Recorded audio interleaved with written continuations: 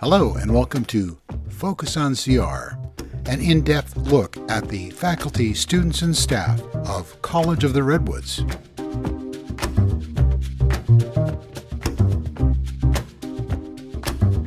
Hello and welcome to Focus on CR. My name is Matt Knight and I'm here today with Irene Gonzalez-Herrera, and she is the Assistant Director of College of the Redwoods Multicultural Center. Welcome, Irene. Thank you, Matt. Nice to be here. Well, I guess we could start off with a kind of a two-part question. And the first part is, what is a multicultural center? And then the second part of the question is what is your role in the Multicultural Center? Yes. So the Multicultural Center is a center that was created back in 2017 here at College of the Redwoods. A lot of other community colleges and universities have different versions of multicultural centers, but they're a space for multicultural learning, a sharing of events and activities that promote and create an environment where students feel like they belong. Part of what we do here at the Multicultural and Equity Center, which is the new name of the center that we have here at College of the Redwoods, is creating a home away from home. A lot of the students, either from our area or outside of the area, miss the sense of family life when they are here on campus at the college. And so part of what we do is we try to establish that family systems here within the college. And we do that by creating a space where they feel comfortable, they can come and eat, they can come and rest, they can come and get help for their homework. We have cultural events throughout the semester, and so each of them is created with the intent to create community here on campus. Before we go any further, I just wanted to say it's been my experience that the multicultural centers that I've come in contact with have always been a really big focus of a lot of activity on campus. It seems like there's always events and outreach and all kinds of stuff going on. So who exactly does the Multicultural Center serve? The Multicultural Center serves actually not just students and staff members, it serves the community. All events that we have here at the Multicultural Center are open to the public, which is really nice and kind of different from some universities that kind of like limit the participation to just students or like staff members. Part of like our emphasis is also get students outside of the CR community and into the bigger Humboldt community. So we do that by allowing and bringing students to events also outside of campus. We have partnered with a couple different agencies and programs. The Humboldt Asian Pacific Islander Collective is one of those. And so part of what we've done in the past and also with the Cultural Center at Humboldt State or Cal Poly Humboldt has been to take our students to the events that they have. Sometimes they have international, like well-known public speakers and presenters that they have at their events. So what we do is we partner with them to have to give students at College of the Redwoods the same access to that sort of programming. I just noticed a couple things and looking through some of your literature, and maybe you could tell me about the MCDC Ambassador Program. Yes. So the MC, we just changed the name, so it's now going to be MEC. Okay. The MEC Student Ambassador Program is a program that we started back in 2019, and it's kind of like a way for us to really bring in the mentorship piece into our campus. There aren't that many mentorship programs in this campus, but this is one of the first ones and one of the few that we hope will expand a little more. But for now, we have 8 to 10 student ambassadors per semester. What they do is They help us with outreach. They help us with the event planning, brainstorming, giving us suggestions and ideas about speakers or presenters or things that they want to see on campus. They've been presenters in the past too. We've had students do presentations. Um, and so the student ambassadors in the fall, the focus will be more on the mentoring piece. So they will get like a small caseload of students who want to be mentored. And so those student mentors will be following up with their mentees throughout the semester to make sure that academics, life, and well-being is just being taken care of, at the same time kind of like providing that mentorship, suggestions, ideas of things that they've done to be successful students in college.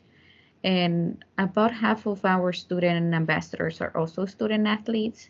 And so the student athletes kind of like provide um, that second mentorship for students who might want to be athletes or who are athletes, and how they've navigated their academic schedule with their sportsmanship schedule. Sounds terrific. So I noticed there's a lot of clubs that come under the umbrella of the Multicultural and Equity Center. Can you tell me a little bit about those? Yes, so we have the Queer Student Union, the Black Student Union, Latinx Student Union, Asian Pacific Islander Club, Rice Native American Club, Redwoods 180, which is a new club. It's a Bible study club. And so we house those 6 clubs here within the Multicultural Center. Part of like us housing those clubs is, again, not only are we helping each other with programming, but we also help and train the students to be leaders within those clubs. Students take on those leadership opportunities, and so we provide them with the training and the mentorship that they need also to get those clubs up and running and getting them to be approved by, they have to be approved by the Associated Student Body. And so we work with the students to make sure that they're following the guidelines for student clubs, and that they're also being supported with staff members, and also with funding. We have started providing additional funding beyond what was awarded through associated students. Okay. Now, you alluded to this a little earlier, but let's go a little farther in depth. And there are lots of services and resources that are provided by the center. Maybe we could talk a little bit about some of those. Mm-hmm. Yeah, so in the center, what we provide is kind of like in addition to everything else that's provided outside. Through the college, we provide speakers, films, we do community forums, we do Know Your Rights workshops, we provide tutoring. Some of our student ambassadors are also tutoring. We also have a professor who volunteers, but now will be a part-time employee, who helps students who are learning English as a second language with their homeworks. She helps them kind of like practice their language skills. We also have a small library, and so whatever textbooks we have here, we let the students borrow them for the semester. We also have the meeting spaces so that the student clubs can meet here. We have couches, and we have like resting areas. We have a conference room that if the room is not being used and the student wants to take a nap, they can do that in that room. And so we also, upcoming, we will actually have an advisor here in the center that will hopefully promote the retention of students and making sure that they're staying informed about the classes that they're taking, how they're going to adapt to their degree. And so making sure that they don't have to go out of the center to get that assistance with their classes, and making sure that they're making an advance in their degree. We also have community service hours, depending on like what we have going on.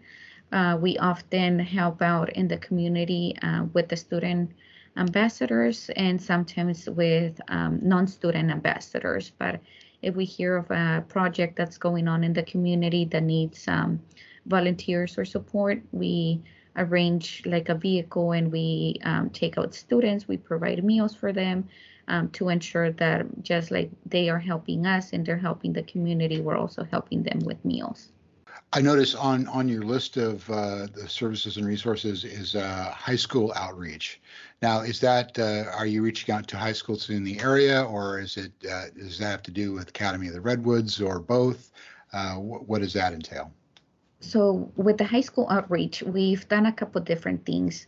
Mainly what we do is we go to the local high schools. In the past, they would request that we go, and depending on the type of day, we would either take like a group of student ambassadors and do like a student panel, where students would have the opportunity to ask real college students questions about the good, the bad, of being a college student in ways that they have managed with those barriers. And so when we go out into the high schools, it's sometimes a classroom presentation, sometimes it's a bigger event, talking to a bigger audience in a theater auditorium. And so it just kind of depends on the format of the event. But we typically take the student ambassadors for other students to be able to ask questions and know what it's like, feel, and see representation within the student body at the high schools that we visit. Throughout the year, I know that your center sponsors a lot of different kinds of events. Maybe we could just talk about some of the ones that are coming up in the near future and tell us a little bit about those. Yes. So upcoming, we have the Welcome Back Day. This is kind of like a modified version of what we used to do in the past. We want to bring it back because it was an event that was very successful in welcoming students.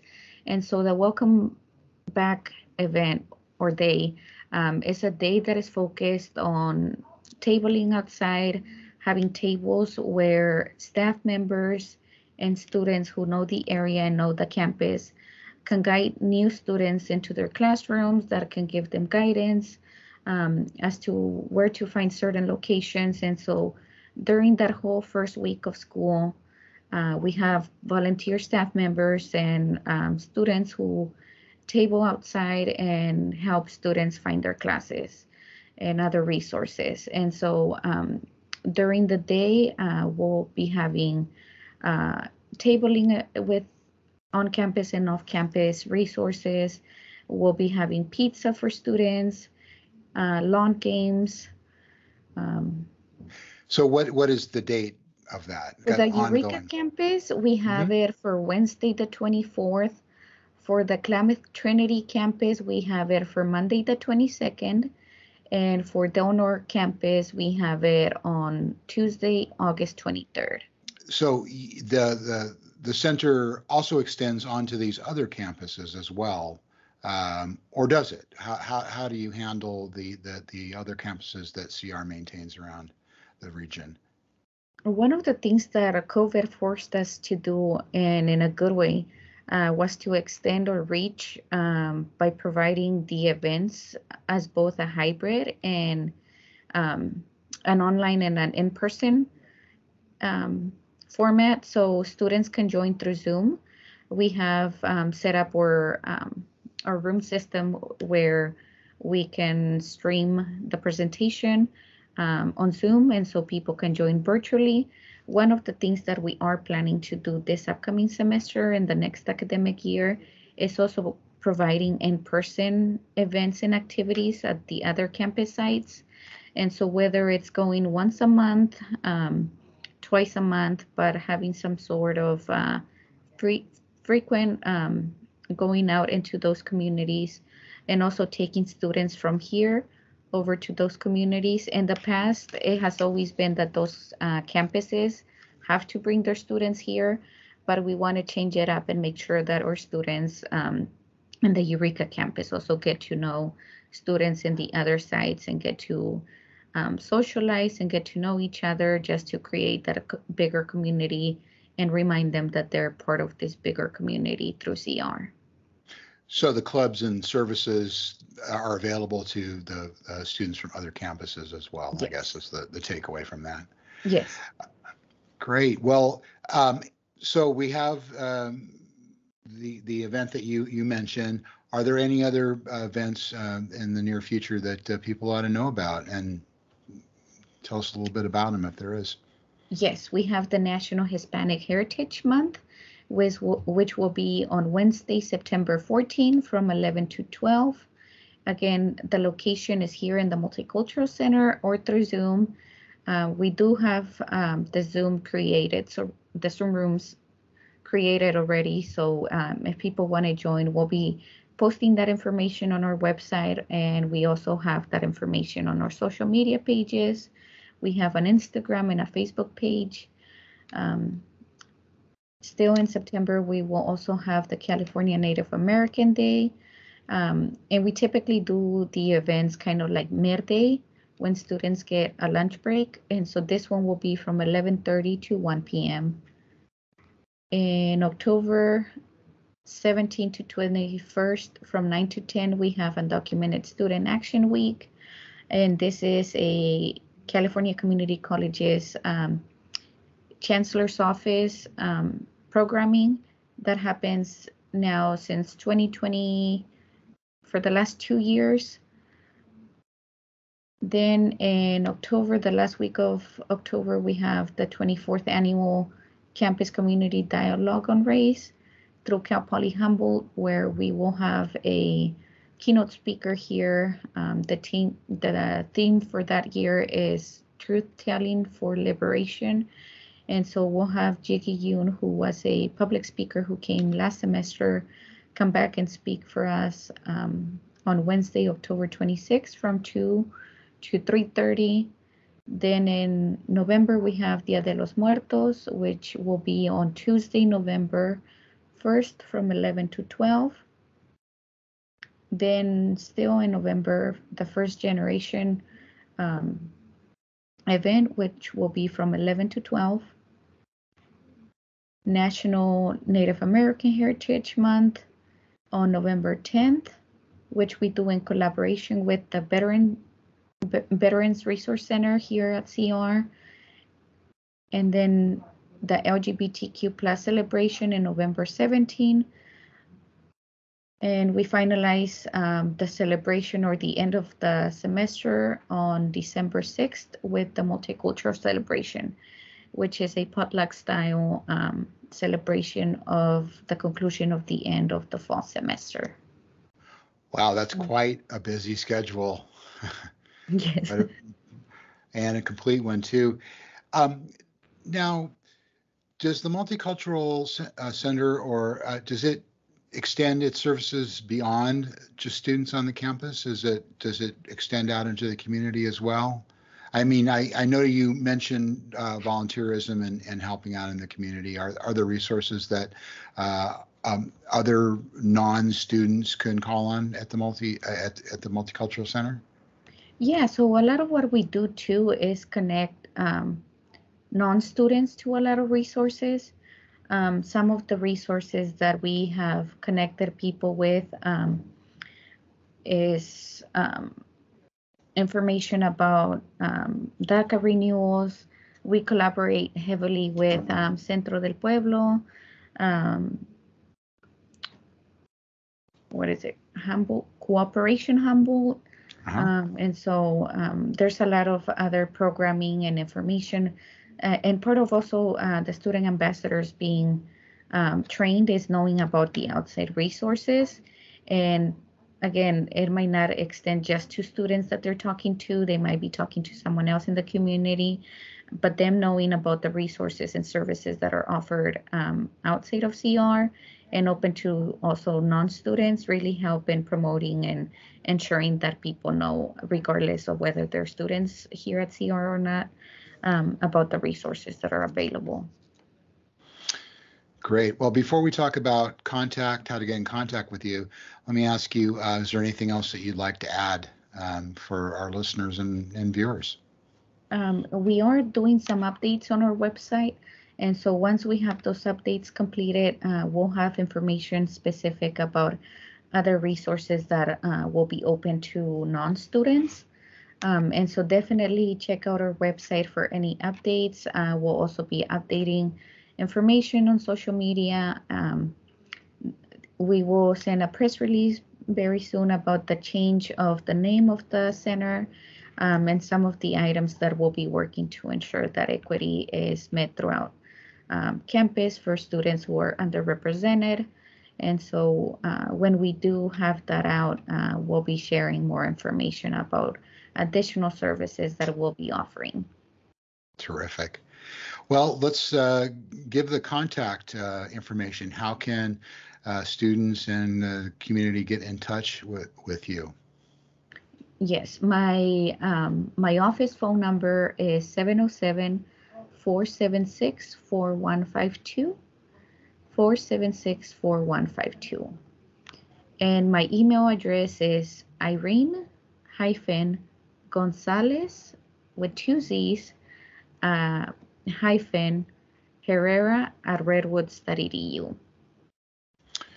You can also find that information on the website and through social media. Myself, along with another staff member and a student, run the social media pages, and so we have we can connect with people through social media. So, can you give us your handles for the social media? Yes. MEC Redwoods, and that's for both the Facebook page and the Instagram page. Fabulous. Well, Irene, thank you so much for being the very first guest on Focus on CR. I appreciate you taking the time to be here, and we'll hope to have you back at some time in the future to talk about all the great stuff that's happening. Yes, thank you so much. Yes. Thanks for joining us on Focus on CR.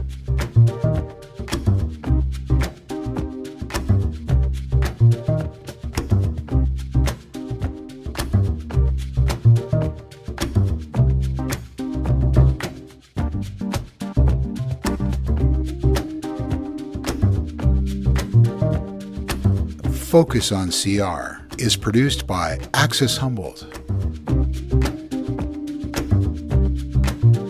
Local voices through community media.